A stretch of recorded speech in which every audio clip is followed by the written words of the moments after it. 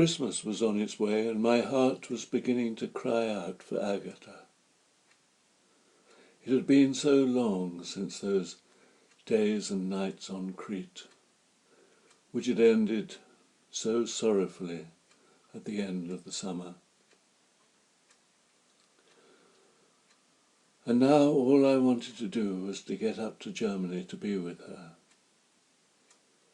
For to be with her was the only thing I longed for now. I needed her sweet love to calm the turbulence I felt within. I needed the deep healing she would bring to my soul. The weather had turned bleak and cold, and Thessaloniki was enveloped in a dank, murky fog, which came like a thick blanket off the lagoon. And I'd heard reports of thick snow all the way up through Yugoslavia. Hitchhiking was out of the question. It would have to be a train, for which I'd somehow have to raise the money. And so I went to the station to inquire about prices. Not cheap, obviously, and I doubted I'd ever make enough to get all the way to Munich, let alone Regensburg. I looked at the large map on the wall of the ticket office and pondered a while. If I could get up as far as the Austrian border, that would be the whole length of Yugoslavia traversed, and the back of the journey broken. The rest of it I could probably manage, by hook or by crook. I raised the money that would get me up to the frontier that evening. I'd made up a new sign which stated that I was trying to get back home for Christmas, and as I played like fury in the colonnades of Aristotelus, the generous-hearted people of Thessaloniki had soon filled my hat. A cold rain, turning to sleet, was falling as I bought the ticket first thing in the morning. Yugoslavia was under a thick blanket of snow. It looked dark and bleak as I looked from the window at the steppe-like landscape. "Thank God I'm not out there," I said to myself, shivering at the thought. The telephone cables which trailed along beside us were sagging with the weight of snow, and the wind moaned through them as they did through the cracks in the carriage corridors. And I thanked God I wasn't hanging on outside the carriage.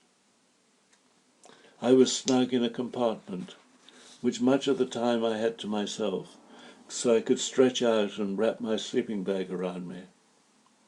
I'd bought a plentiful supply of bread and cheese and some wine, which had me merrily singing along with the rhythm of the wheels on the lines. I fitted lines of verse to their clatter, and I praised and adored them, for they were taking me ever closer to Agatha.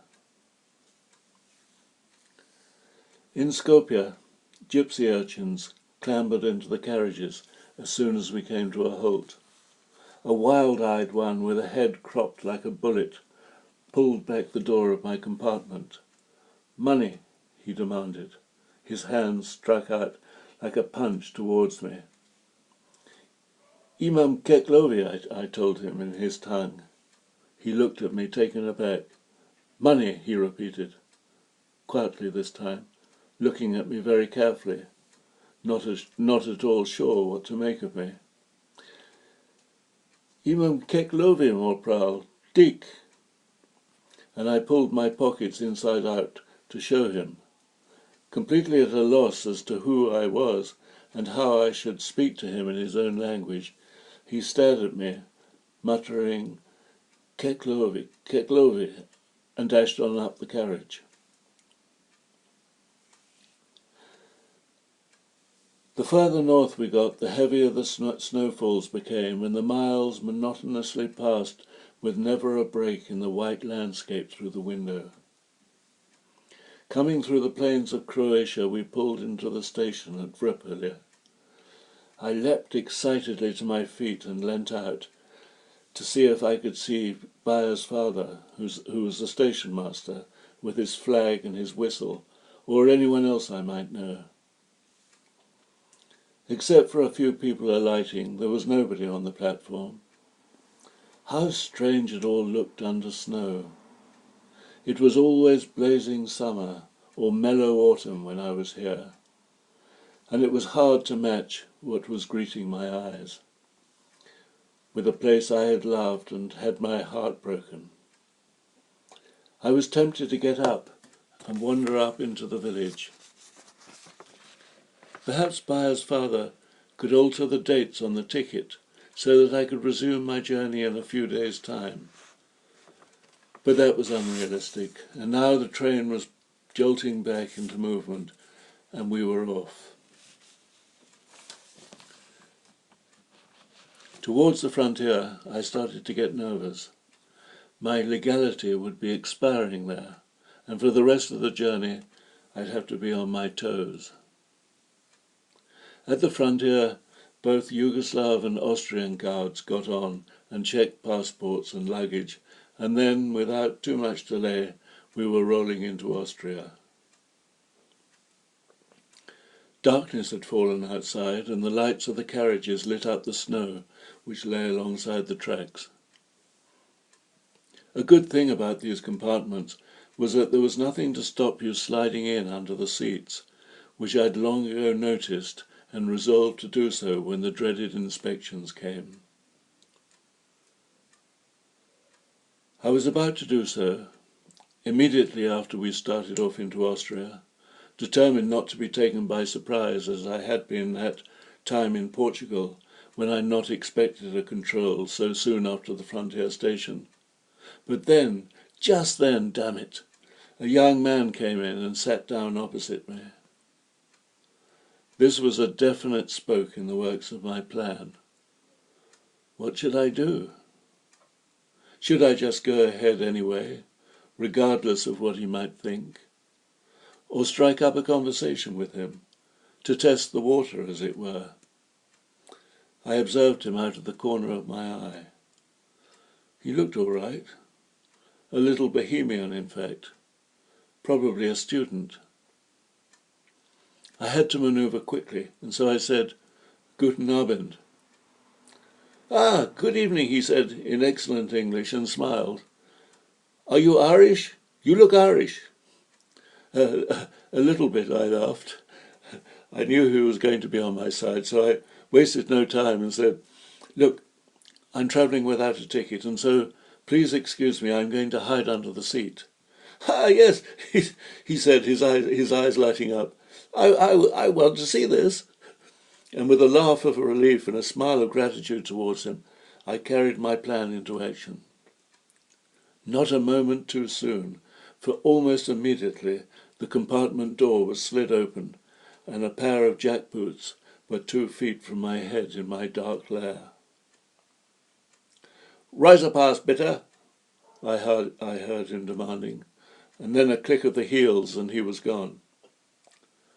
"Ha ha! How splendid!" exclaimed my newfound friend. "What a magnificent adventure! You are a stowaway." Yes, I am, and thank you for being on my side, for playing the game. I looked up at him, grinning from under the seat. "Natürlich, of course, I'm on your side," and reaching for his bag, pulled out a bottle of schnapps. "Perhaps you'd like a little of this." "Oh, yes," and taking a couple of good swigs, I shivered and a delicious warmth stole through my whole being. His name was Franz, and was a student reading political history at Salzburg University. "Not such a bad subject," he told me. "There are some interesting characters, rogues, I think you would call them, rascals, like Guy Fawkes, a man I particularly admire. He nearly succeeded in blowing the whole of Parliament to smithereens." I laughed at his use of the word smithereens. His English really was good, and I was embarrassed that my knowledge of German went little beyond Prost, as we raised the bottle of schnapps in salutation to one another and to all the rogues throughout history. There are quite a few governments that could do with a barrel of gunpowder under them, he went on. And every November the 5th I blow myself to smithereens with a bottle of schnapps. We both laughed. We got on to the subject of poetry. Lit up with the schnapps and flat on my back beneath the seat, I'd been waxing poetical about life and the adventure of travelling.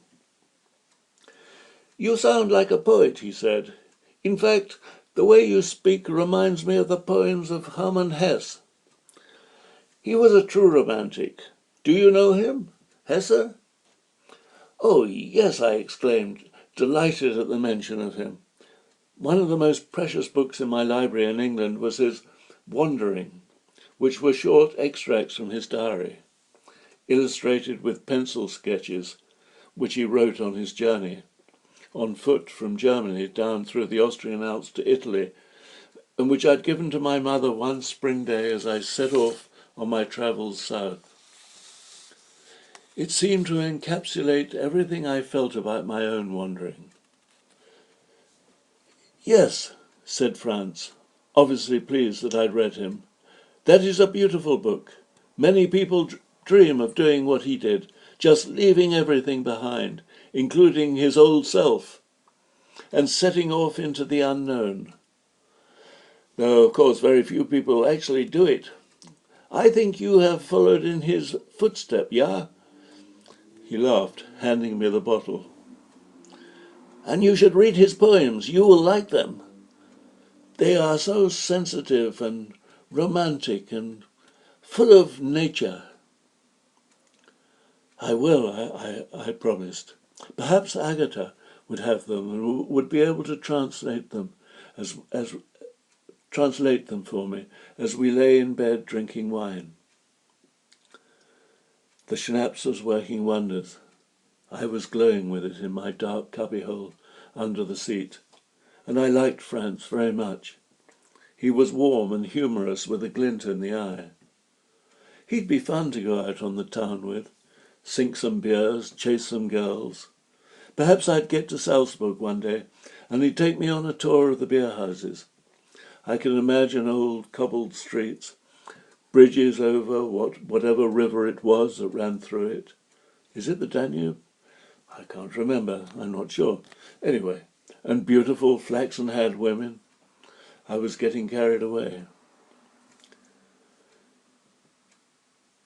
"Innsbruck," said my friend, looking out of the window and bringing me back to earth. "This is where I have to get off." My heart sank. "It has been a marvellous journey we've had together. Look me up if ever you're in Austria again." And he handed me a piece of paper on which he'd scribbled his address. "Good luck with the rest of the journey. Keep the bottle." And grasping my hand, which I proffered to him from under the seat, he took his leave. The train pulled slowly out of Innsbruck, and thankfully nobody else had come into the compartment, and so I was left alone with my thoughts and what remained in the bottle. My heart leapt at the thought of being with her again. Oh, how my heart leapt. I saw her blue eyes and dark hair, could almost feel her hair sweeping over my face as I lay there. I could feel her breath as she whispered in my ear, "You have come back, you have come back." I could feel her joy. I took a swig of schnapps and tears welled up in my eyes. Her love is very sweet, very precious. Oh, why am I so restless? Why can't I be happy staying with her? What am I looking for that she can't give me? She gives me everything, damn it. She gives me everything. Why am I like I am? Why do I have to keep leaving her? Oh, my love, I'll be with you soon.